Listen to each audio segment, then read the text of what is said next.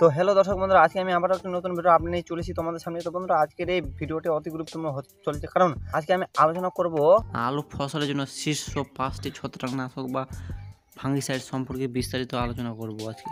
আলু চাষের ক্ষেত্রে এই ফাঙ্গিসাইডের কেন গুরুত্বপূর্ণ এবং কি কারণে আমরা এটিকে ব্যবহার করি, এবং এটি ব্যবহার করলে কি কি উপকৃত হয়, এর গুরুত্ব কি, এর ফলাফল কি, এবং এটি কোন সময় আমরা প্রয়োগ করলে ভালো উপকৃত হব, এই নিয়ে বিস্তারিত আলোচনা নিয়ে চলেছি। তো বন্ধুরা, ভিডিওটি শেষ অবধি দেখতে থাকো এবং এই চ্যানেল যদি এখন নতুন হয়ে থাকো প্লিজ চ্যানেলটিকে সাবস্ক্রাইব করবে এবং বেল আইকনটি বাজিয়ে দিবে। আমরা আলুতে ছত্রাকনাশক ব্যবহার করি কারণ আলুতে ভাইরাস ঘটিত ও ছত্রাক ঘটিত যে ব্যাকটেরিয়া সৃষ্টি হয়, সেই ব্যাকটেরিয়া থেকে কিন্তু আমাদের আলুর গাছে রোগ সৃষ্টি হয়।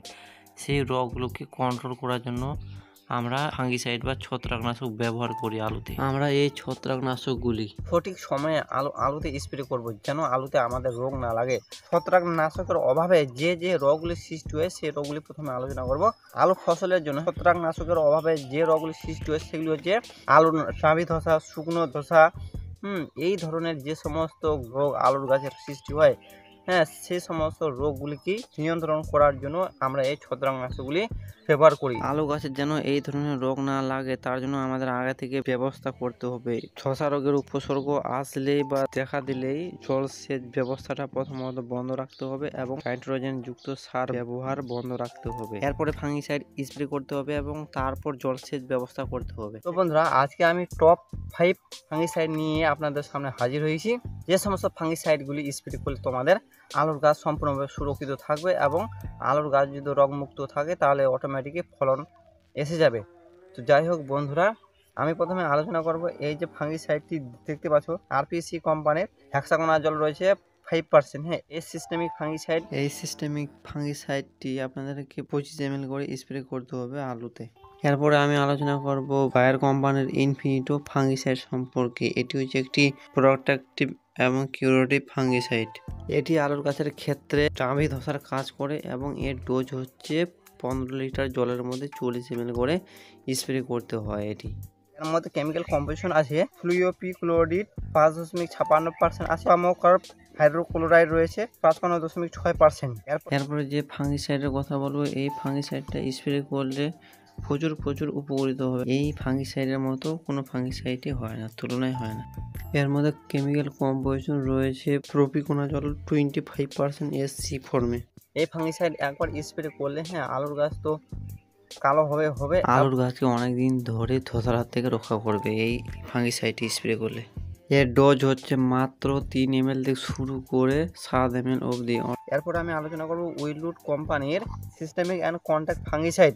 এটি একটি প্রোটেক্টিভ কিউরেটিভ ফাঙ্গিসাইড। এই ফাঙ্গিসাইডটি কখন স্প্রে করবেন? এই ফাঙ্গিসাইডটি যখন আপনাদের আলুতে প্রচুর পরিমাণে ধসা রোগের লক্ষণ প্রকোপ হয়ে উঠেছে, ঠিক সেই সময় এই ফাঙ্গিসাইডটি স্প্রে করতে হবে। এই ফাঙ্গিসাইডটি একটি সিস্টেমিক অ্যান্ড কন্ট্যাক্ট ফাঙ্গিসাইড। এটি সব রকমের ধসা রোগ থেকে রক্ষা করে।